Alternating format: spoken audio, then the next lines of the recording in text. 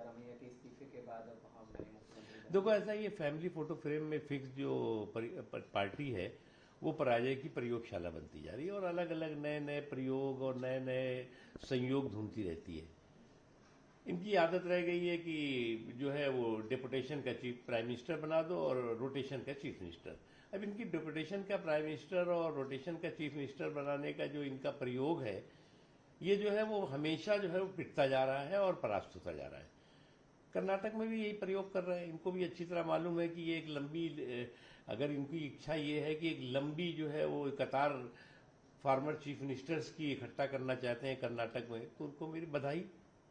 Sir, Pinarayi Vijayan के बयान को लेकर सवाल है जिसमें उन्होंने वंदे मातरम को लेकर कुछ बातें कहीं, खड़े होना भी जरूरी नहीं बताया। देखिए, हर संवैधानिक फैसले पर सांप्रदायिक फसाद करने की जिनकी आदत बन गई है, जिनकी एक आपराधिक सोच बन गई है, वो हमेशा इस तरह की बातें करते हैं।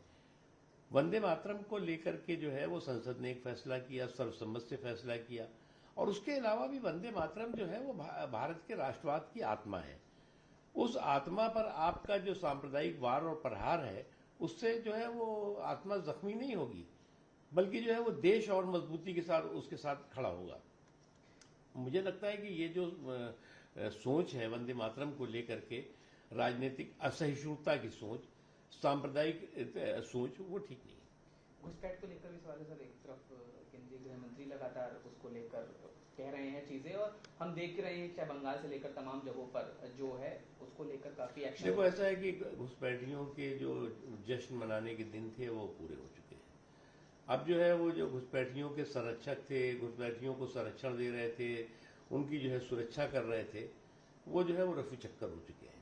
इसलिए जो है वो घुसपैठियों को भी ये बात समझ लेना चाहिए कि अब वो दिन उनके लग चुके हैं जब वो पूरे सीना तान करके जो है भारत के संसाधनों पर जो है वो कब्जा कर रहे थे, उसको जो है वो बंधक बना रहे थे, उस पर जो है वो उसको जो है वो हाईजेक कर रहे थे।